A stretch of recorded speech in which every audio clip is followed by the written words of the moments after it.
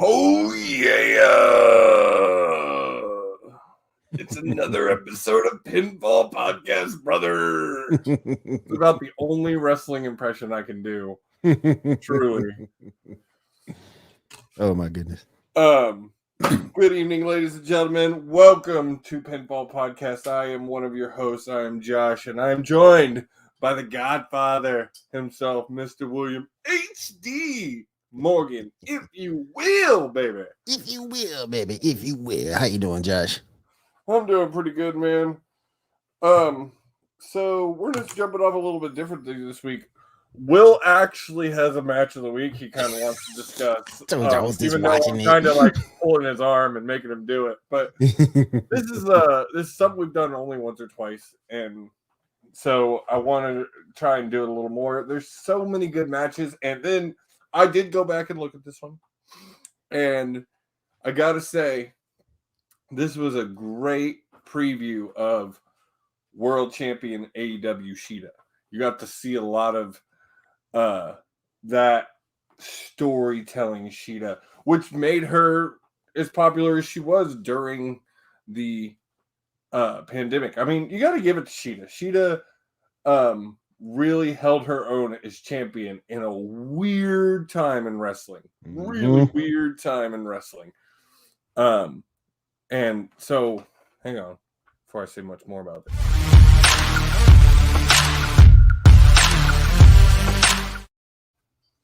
So, as I said, Hikaru Shida, the match of the week is Hikaru Shida and Athena, a.k.a. Ember Moon from WWE. Yep. This is Shimmer 66. I don't know that a lot more needs to be said. I'm not going to show the whole 20-minute match, but I am going to jump to some points that Will would like to kind of highlight. He told me right out the bat, just jump to the middle. If you go to the middle to about that in the match, you get some good stuff there. All right. So, and shout out to Shimmer women athletes as well. Shout out to those ladies over there. We gotta give a shout out to Shimmer, to Mission Pro. Yep. To all those exclusively women wrestling companies, because every time people say women's wrestling isn't good, I want to point to companies like this, because I'm sorry. Yes, I realize they're not WWE, and are you ever going to get a strictly women's company to have? No, but I don't think you could get a strictly male company to go over nationally either, because part of it is the mixture. And one of the reasons it's always pissed me off is Vince's hate for women's wrestling and tag team wrestling in general is the fact that you get tired of just two guys going at it in the ring, especially in Vince's day when it was just two big musk guys hugging each other, basically. Yep. And like the women to me have become more innovative in the last 10 years, not just in WWE and the women's, in all of it in the last 10 years. Then, I mean, yes, you can mention the 4 horsewomen, which, but then you look at people like Ember Moon. Shotzi Blackheart. I know you're not a fan of her, but Mercedes Martinez has to be listed in that. She does deal with it. You also got your Ruby Riots. Yeah. Or Ruby Soho, excuse me. Your Britt Bakers. And so Baker's awesome. You got to give some shout out to these women who have taken what was a laughingstock 15 years ago and used as clickbait basically when it didn't exist, to now you're seeing women main event shows. Yep. And hold viewers as well as the men can. But all right, let's see where we started at here. God, I forget Athena with that hair, man. And remember, this is a young. This is before WWE. Before WWE. This is 2016. Yes. Mm-hmm. Young Ember Moon. This is right after she left Reality of Wrestling. Left Booker T. This is her working with ACW, working with Shimmer, as you see here. She did some stuff for CZW too. I love Sheeta. I think she is just not given the credit she deserves. And that is part that the Joshi style just doesn't get over here like it should. Nope. People, I don't know what it is about American wrestling fans that just will shit on Joshi, which Easy. it is the closest style to give women what men get in wrestling. And see, the thing I like about Shimmer also, listen to the crowd. Oh, yeah. That's what I'm talking about, man. Like, they talk that women's wrestling is boring, but I realize it's probably only 100 people, but those 100 people are enthralled in this match. Oh, yeah, they're in it. Shout out to my man Dave Prazak. I've talked to him in the past. Cool dude. Oh, damn.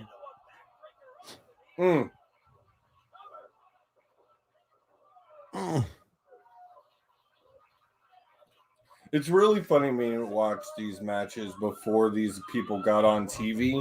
Oh, yeah. Because TV wrestling changes how you wrestle. Because you have to think more of selling to the crowd, selling to the camera. Yep.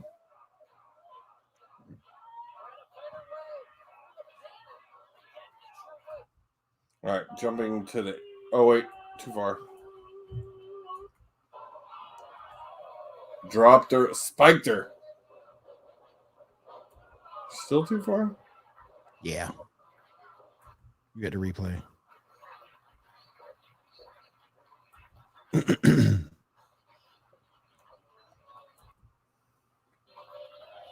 Jesus. Ah! Okay, we're going to end it there. Because it's giving me problems. No, not the ad. Not the ad. But definitely go check out the rest of that match. It is a really good match. We're going to try and do that more often, pinpointing great matches that you've seen, may have not seen. Might even be just old WWE matches, old WCW matches. But if we can find it, we're going to try and do. Man, I was watching. I tell you who are a good tag team, a good intergender tag team. Have you looked at Layla and Luke's stuff lately? Yeah, aren't they both champions now? They're both champions. She's women's champion. He's Pro Wrestling 2.0 champion. They're both champions now. Yeah, they're killing it, man. Congrats killing it on that indie scene. Congrats to them. So we are still a few minutes before we need to take a break. So we're going to jump right into this.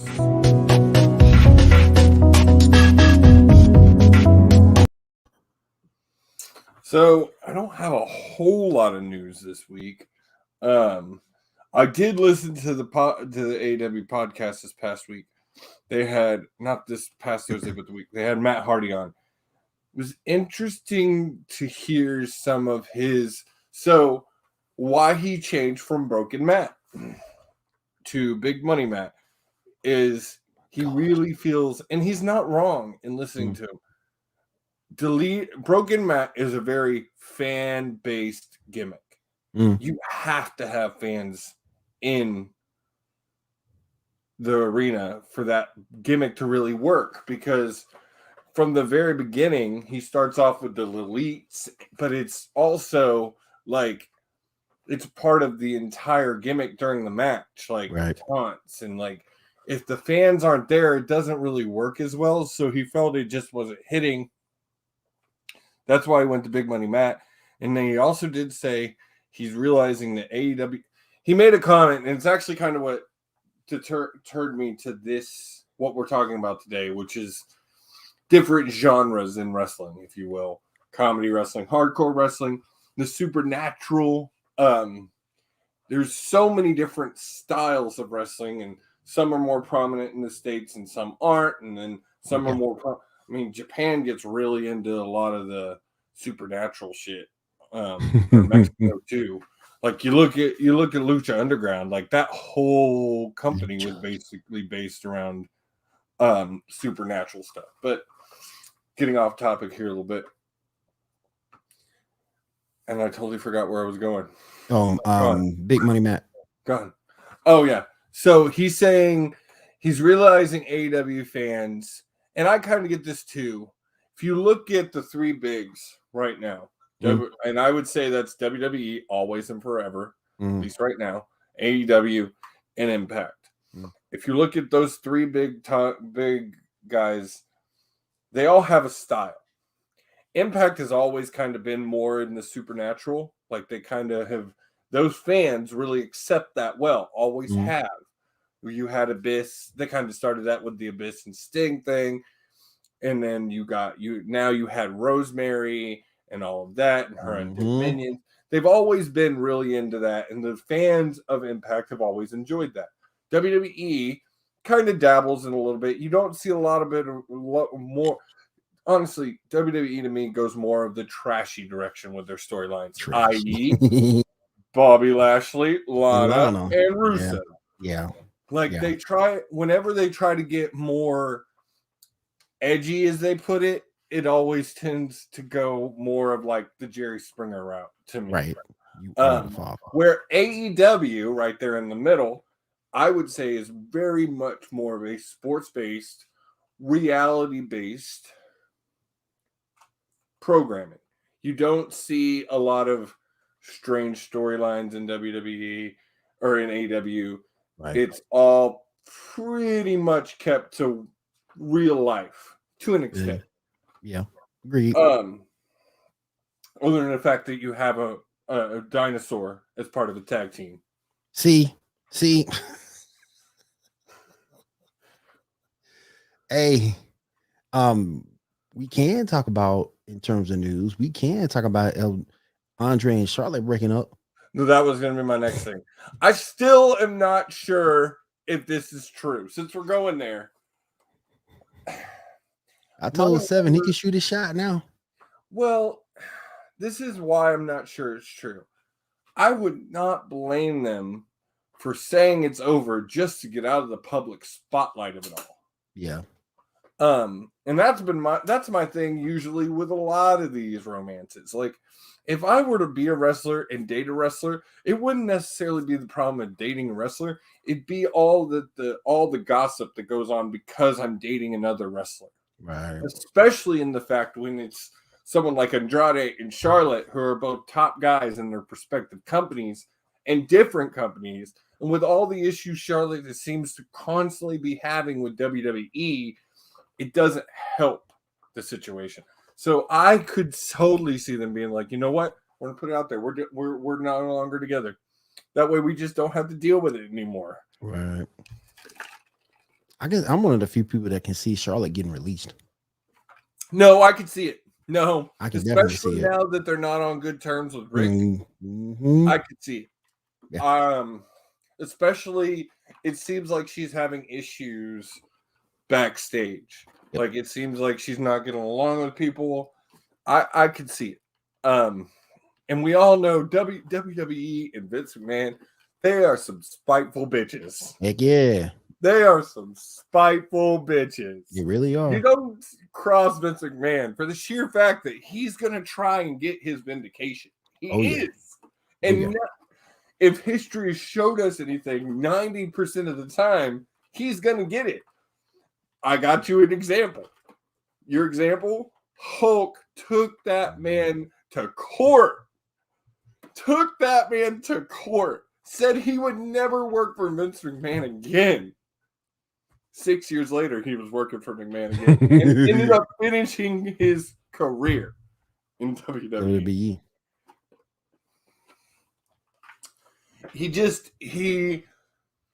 I am not the biggest fan of Vince. I was a bigger fan when I was younger. I feel like he's very out of date, doesn't understand wrestling anymore, doesn't understand his fan, doesn't care to understand his fan base. And I personally just think he needs to walk away. And I'm counting down those days there, Will, because I still think come sometime in January, we will be doing a special edition when we have to go live whenever it happens that day to talk about, hey, WWE just sold, and you know Just what? sold. We were right, motherfuckers. Yep. The thing just sold, man. There's still a lot of people telling me it's not gonna be sold, but you can't tell me. Everybody, other than a handful of people like you, 7, there's a handful of people that I'll tell, and they'll be like, yeah, I can see it. But everybody else is like, they're not going to sell. Vince will never sell. Vince is going to give it. The more I see things going on, I realize now maybe Triple H leaving NXT wasn't necessarily his choice. He's been having a lot of health issues ever since. Yes. That is correct. And so maybe it wasn't his necessary choice. And if that's the case, Triple H may not be up to running $1 billion company. And I know everybody says, well, but it's Stephanie that's going to get it. But Stephanie also has 3 kids, a husband now that's obviously not having the greatest of health issues. And 3 young kids. 3 younger. Kids. That was another piece of news we talked. Their oldest just started training. She just started wrestling school. Okay. And you know what pisses me off about that? What? I realize if there's not really another sport out there that legacy means as much as it does in wrestling. And it really kind of pisses me off. Because you got guys like Eddie Kingston that fought for 20 years to get his shot. And I just mentioned Kingston because he's been talked about a lot, and it's the first thing that came to my head. But there is probably a list of 1,000 different wrestlers who have worked their ass off for 15, 20 years just to get that one shot. Yep. To try and be on national. And then up until 2 years ago, your only shot was WWE. Mm-hmm.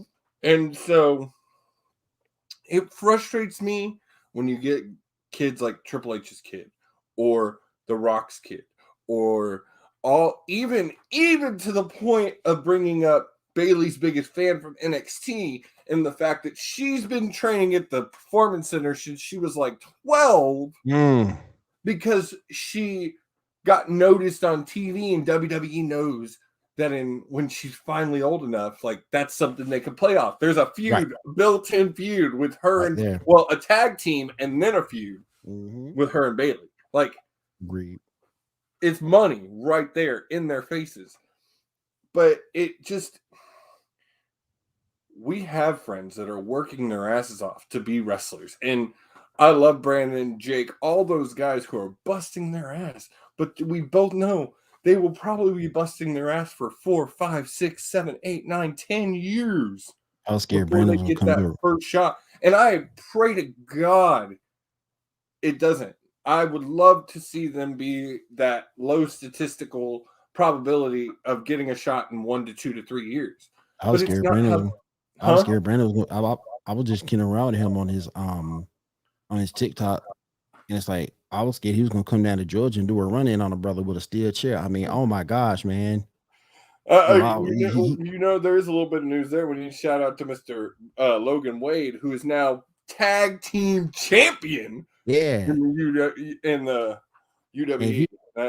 Dude, I'm so proud of him. Go check it out. His stuff is now on ProWrestlingTees.com. Go get you a Logan Wade t-shirt. I need also follow him. You can also follow him on TikTok.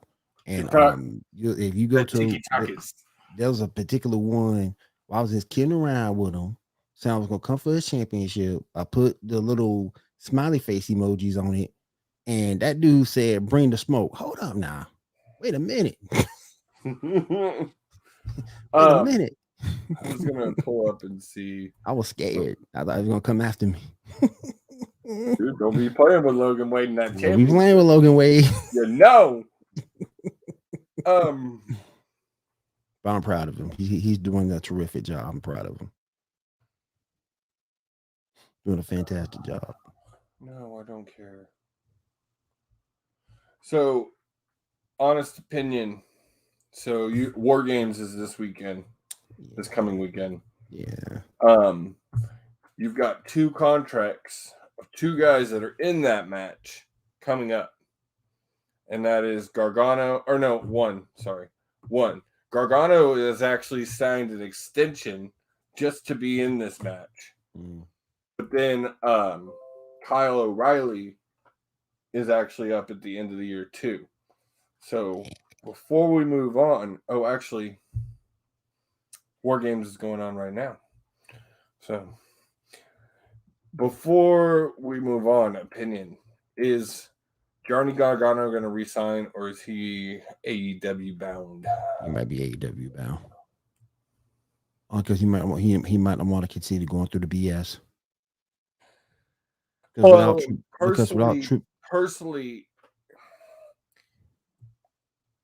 I think he's reached the limit that he's gonna get in NXT. Like, they're gonna try and pull an Adam Cole with him and make him a manager.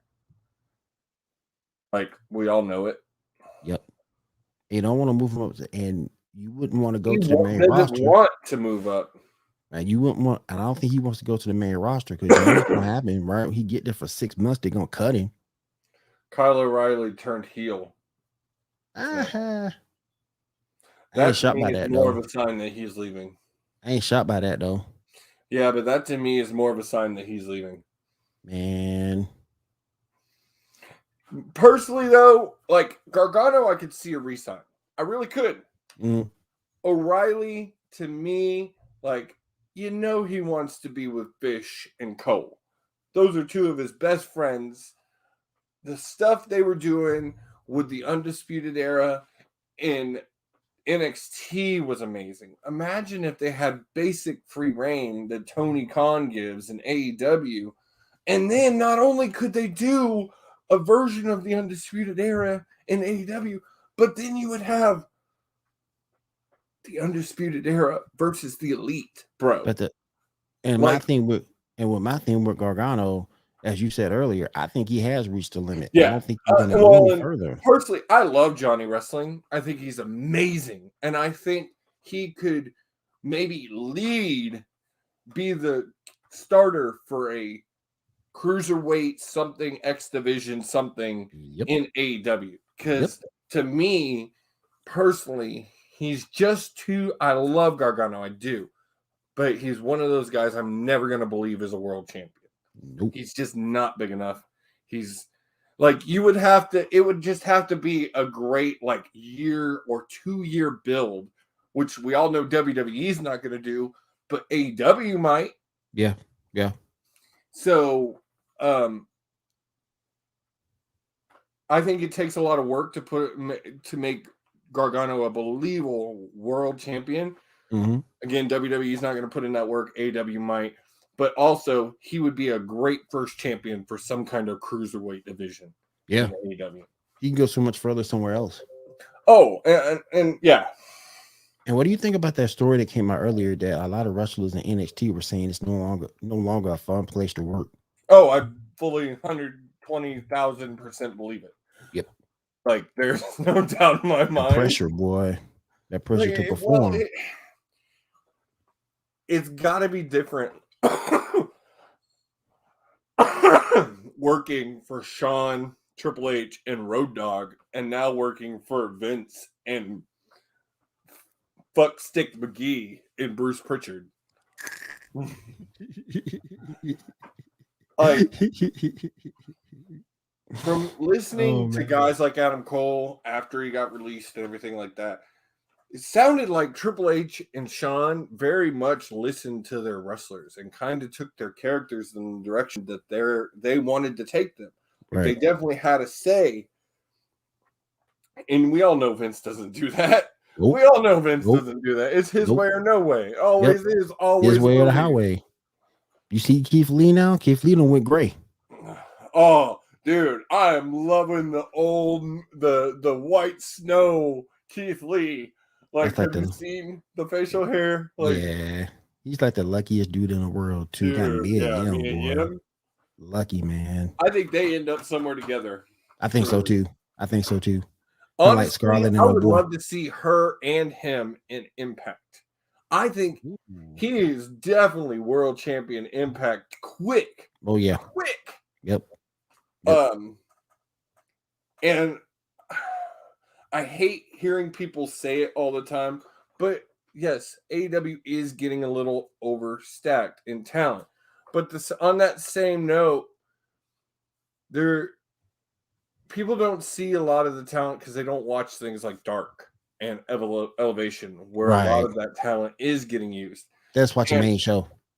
Yeah, they just watch Dynamite and maybe Rampage. Mm-hmm. Maybe.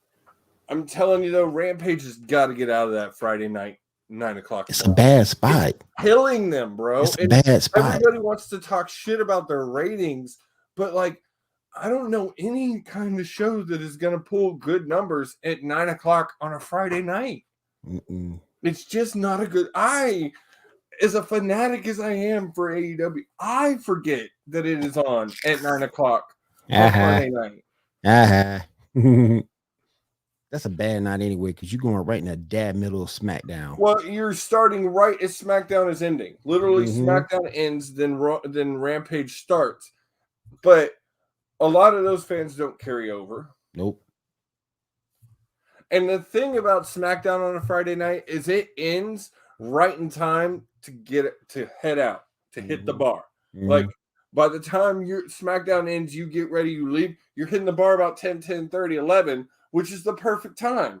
Right. But if you watch all of Rampage, now it's 11, 11:30, which is fine, but you just lost a whole hour and a half of drinking. Drinking. That drinking time. So we're going to take a break, and then we're going to come back, and we are going to dive into these genres of wrestling. And I've got a lot to say about this, because I'm really tired of people shitting on comedy wrestling. We also got to get into the Beth Phoenix situation, and we also got to get into. I need to hear what is. I don't know what's going on there. So we're gonna take a break, and then Will is gonna fill me in. All I know is she's coming off the desk after tonight. That's all I know. I don't know anything else. So Will's gonna fill us in. We'll be right back, guys. No one pulls up like we do. No one does us like we do. Always go hard with this crew. Welcome to the show, let's make moves. Nothing's gonna stop us, it's not to get rough. Turn the whole room up, it's never enough. Let's go, let's go, let's go, let's go, let's go, let's go, let's go, let's go, let's go, let's go, let's go, let's go, let's go, let's go, let's go, let's go, let's go.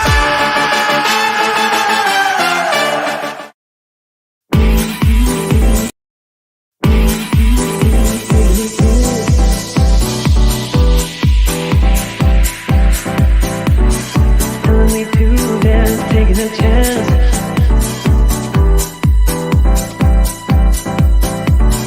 Telling me to dance, taking a chance.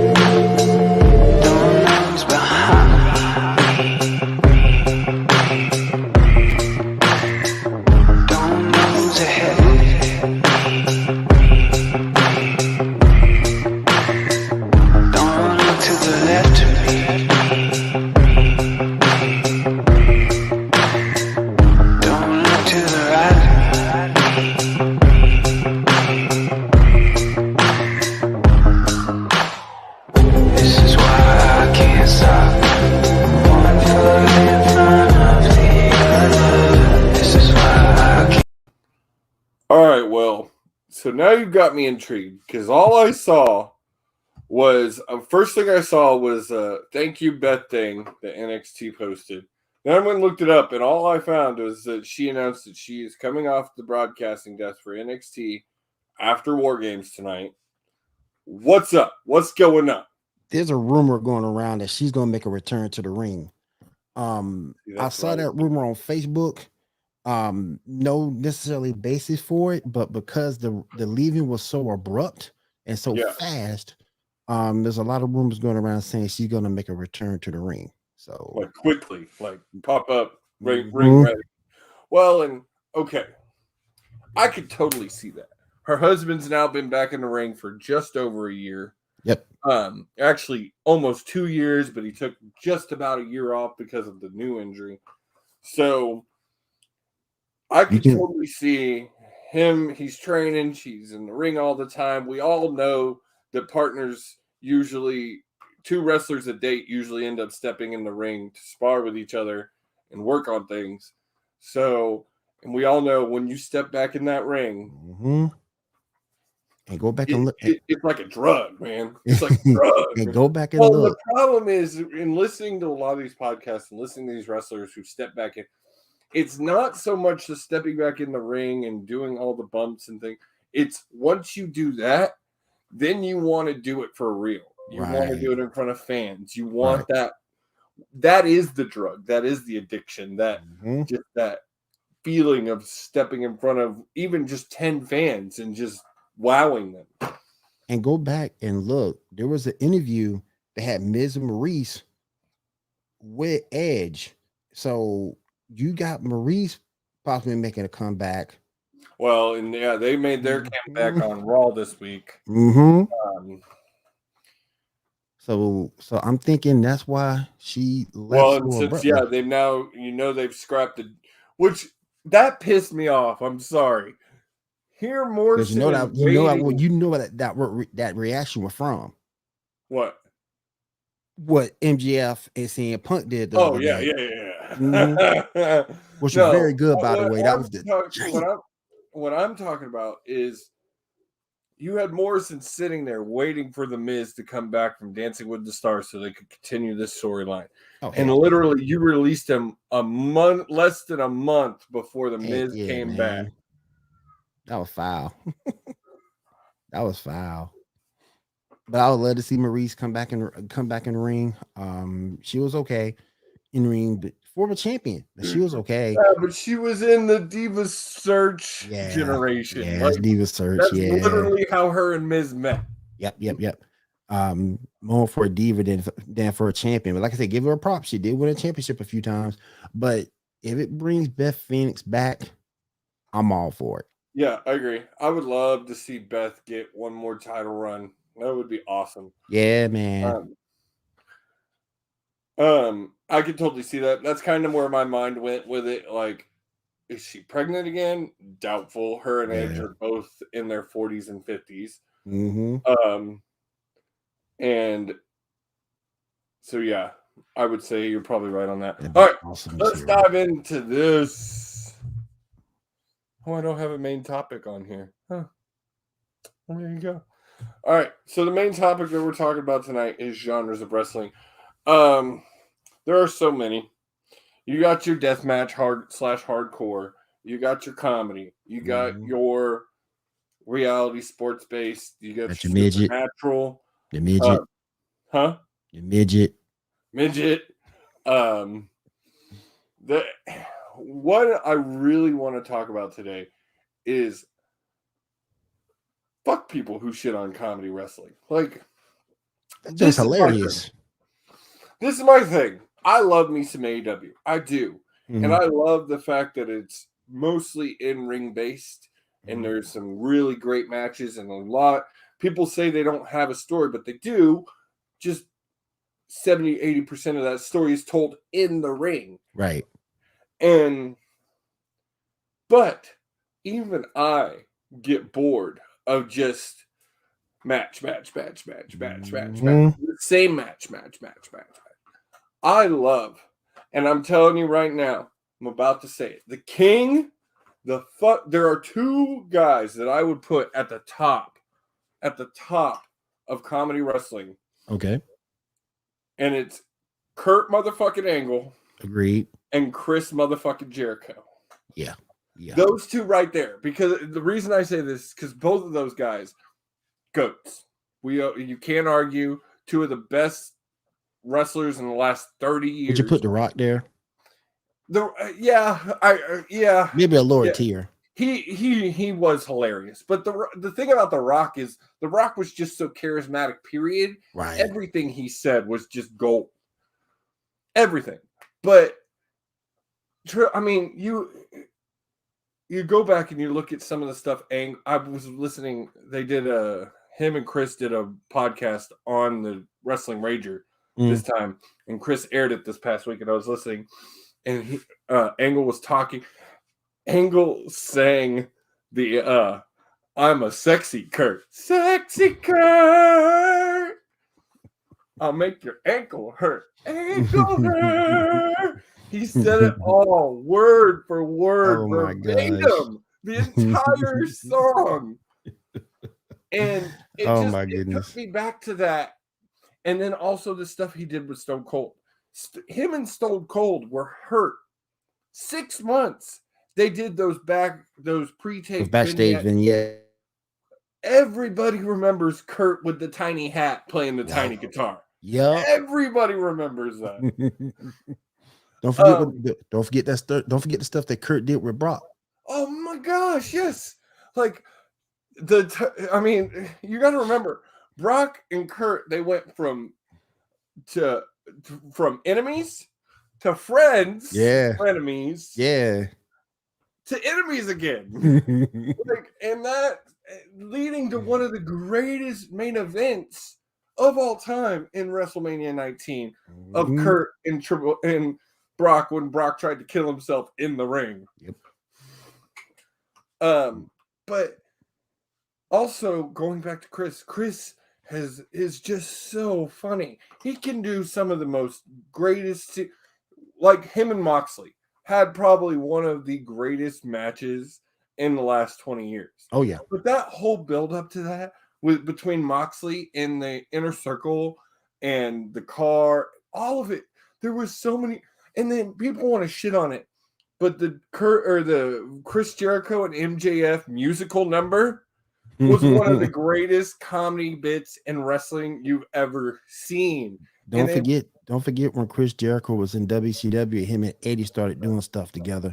It wasn't a whole lot, but what you got was this comedy gold between those two, man. Oh my gosh. One of the reasons I mentioned those two men is they understand that, yes, wrestling is serious and it is a sport, and we want people to understand that, yes, these guys do put their bodies on the line, but what makes it so special is that you can be athletic and be funny and make people laugh and I mean, shit, Kurt Angle drove out to the ring with a fucking milk truck. Like, I mean, and then you got Triple H or Chris Jericho pulling it again 20 years later with the Pinnacle. Like, there's so much that can be said positive for comedy wrestling. And I get it. It's not everybody's cup of tea, but it has a place. I love it. I love it. People want to shit on Orange Cassidy all the time. I love Orange Cassidy. Yeah, I think so cool. His gimmick of just being so indifferent to everything is amazing, because you've never seen anything like it in wrestling. You get the exact opposite. Of 90% of wrestlers are the exact opposite. They take wrestling almost to the point where it's too serious. Right. Almost. But you got this guy who literally runs around with his hands in his pockets and he kicks people in the shin. The bit with him and Sting a few months ago was amazing to me. And people wanted to shit on, oh, they got Sting pulling the bullshit with this comedy fucking clown. Like, guys, that's amazing. Awesome. That to me is saying, hey, Sting is giving this guy a rub. Because he just agreed to give. Yes, it's a stupid gimmick, but it's over as fuck. And personally, Jim Cornette wants to shit on it, but you know how I feel about Jim Cornette. Yeah. I want to see this man as the AEW champion one day. I'm sort of kind of getting what you see that about Jim Cornette too, because I respect him. At least he does give an honest opinion, but sometimes that honest opinion is so jaded. Well, and I got to give him. He's been coming around a little more on AEW. He has. He's definitely started to lighten up on it, but he's the same thing as Vince. He's just stuck in such an old mind of pro wrestling. He stepped back in 83. He refuses to move past that and realize that this man is cool. Yeah, very much so. And you gotta be able to see the forest from the trees, man. Times has changed. This is 2021 going into 2022. Come on, man. And I'm sorry, but this man is 80% of teenagers. Yep. Agreed.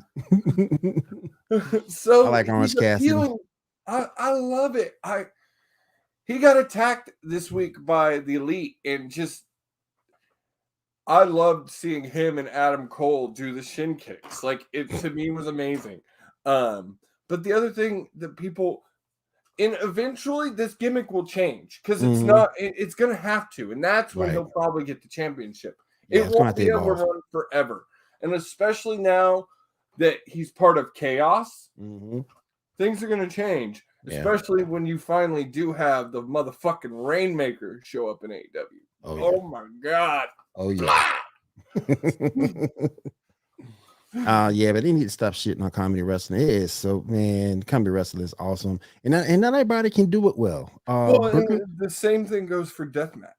Deathmatch has a place. If there's one thing AEW has done, is showing that death matches can be used in a national programming and not overly done, not terribly graphic, you don't do it all the time. You just do it on occasion. Real quick on deathmatch. Shout out to Athena. Shout out to Hanaya who's about to get married. They did the first ladders match over in CCW a couple years ago, and so shout out to those ladies. Won that match, by the way.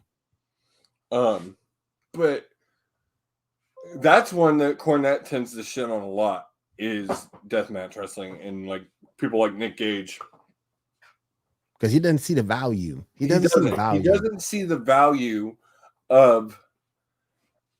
There's always, shit. At one point, Insane Clown Posse had a wrestling promotion that was exactly what CZW and GCW are. They're just bloody backyard wrestling bullshit. And I'm sorry, that was closer to mud show outlaw bullshit, as Jim Cornette wants to put it, than what you get from GCW and Nick Gage. I know everybody talks about how Nick Gage is just so crazy in the ring, and I fully fucking believe it. But I still believe there is some kind of plan when those two men step in the ring. Yeah. It's all worked out. To an extent, yes. Like, I realize I've heard Brandon, what's up, man? I've heard multiple interviews from people to say, oh God. What's up, Brandon? Go away, Mr. Randall. We only want to talk to Logan Wade. Yeah, Logan Wade almost attacked me yesterday. But same thing we said about comedy wrestling, I say about deathmatch wrestling. It has its places. There are a good place for it. You need those different styles because it's the same old stuff gets repetitive. I love me a good tag team match, but once you've seen Lucha Bros and FTR in a same old tag team match over and over again, okay, throw some barbed wire in that bitch. Exactly. Give me something. Make this different. Make this stand out. Great example was the feud between the Bucks and the Lucha Bros, building to the Lucha Bros winning the title.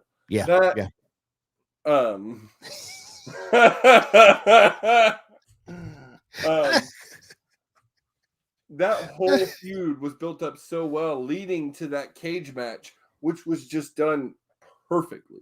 Speaking of the Young Bucks, can I go ahead and get my rant done? Let me get my rant out. Let me get my rant out real quick. I'm wearing the Young Bucks shirt today. Go ahead. How the hell they the best? Ain't no way in the world. They're the number one ranked tag team. Okay, no way in the world. Well, you know what? We've kind of covered genres. We'll close out discussing this for the evening because it's kind of Ain't no way in the world. I refuse to believe it. so. I kind of tend to actually agree with you on this. Top 5, yes, can't argue that they aren't top 5. No, I'll give him that. I don't like him, but I give him that. But in the last year, they have definitely been one of the top 5 tag teams in pro wrestling in the United States or in the world. Mhm. But in the top 5, you have Young Bucks, Lucha Bros, Dangerous Tekkers, the Usos, and ALK. I have not heard. The Tekkers are from NJD or from New Japan, and ALK is in Stardom. Mhm. Just let me just take the 2 I've heard of: Lucha Bros, Usos. Mhm. Personally, Usos should be number 1 on this list I because agree. they're the only thing that's kept AEW or WWE's tag team division relevant for the last year. The Mhm. only thing. And I realize most of that has been on the coattails of Roman Reigns, but I'm sorry, Roman Reigns and the Usos are the only thing WWE has going for it right now. Yep. The only thing. Yep. Even Roman said it a couple of weeks ago. I'm gone for one day on vacation, and SmackDown's almost as bad as Raw. Ain't no way in the world, man. Look, I don't like the Young Bucks, but I give them they do. Top 5 in the world. I got you there. But they ain't number 1. Oh, I book this match. Oh, I Book it. agree. I Book agree. it. And you know what? We need I neutral agree. ground. So I know of a field in Texas that's neutral ground that we could do this match. I Oh, got you. yeah. I'll be Book there. it. I'll fly down. I'll fly down. I'll The fly down for Murder that Hog match. Monster versus the Workhorse. I want Look to here. see it. Look here. And if Logan Wade ever need a manager, come talk to your boy. Come talk to your boy. I got you. Again, Brandon Randall is correct. Usos are overrated. I agree. I can't say anything because I don't know who Dangerous Tekkers and ALK. But of this list, the only of the top 3 Young Bucks, Lucha Bros, Usos, the only ones that's not overrated are the Lucha Bros. Yeah. And that is for the sheer fact that they tend to not talk very much because they're not very well understood. Right. But I just thought that was ridiculous. I just thought it was ridiculous. Marshall is still 7 hours from me, dude. Not happening. Damn, 7 hours. That is a long way. Damn. That is It's a north. long way, I cuz am that's a flight. central. That's a flight. That's a flight. Mm. Yes, and let's look. Okay. That's a heck of a long way for me. I'm in Georgia, bro. So let's look at your top 10. But if you get Lance Archer, I'll do that. Yeah, Lance Archer. There you go. I'll do it. I'll make that flight to see that. All right. So your top 10 PWI tag teams. Okay, so Dangerous Tekkers is Zack Sabre Jr. and Tachi. So yes, I could see them definitely number 3. Yeah. So only list to me top 5 that pisses me off. Just don't get it.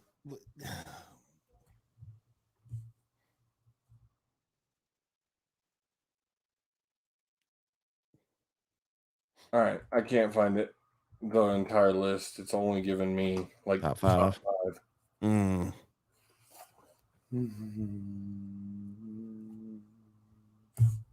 Yeah. But yeah, I agree. San Antonio is only an hour from me. If you do a show in San Antonio, bro, I'm there. I'm there. Just tell me when. That's only an hour away. I can make that happen. Even Dallas is only 2.5, 3, but I'm not driving to Marshall. I ain't never heard of Marshall, Texas. It is the school. We are Marshall. Oh, gotcha. Okay. I got you now. The herd? Yeah, I got you now. So yes, yeah, I will definitely be at the San Antonio show. You just give me the word, Mr. Randall. But as far as us, I think that does it for the night. We will be taking a break for the rest of the year. We will be back in January. Okay. Well, I hadn't talked to you about it, but You ain't told me nothing. we wouldn't do next Sunday because we're on a 2-week schedule now, and then that next one is New Year's Eve or Christmas Eve. So, right, I got you. No need to talk to you about it. It's happening. It's happening. But we'll be back in January. We're working with Mr. Randall. I think we're going to be doing some interviews. Coming quite a few interviews with this upstart company that he's working for, and look, and let me tell you, yeah, back in the day they used to call me the ladies man. So if you got any ladies on their roster, send them this way, brother. And on that note, we're out of here before Will gets us another harassment suit. Good night, ladies and gentlemen. Y'all have a great night. We'll see y'all in January. Later, y'all.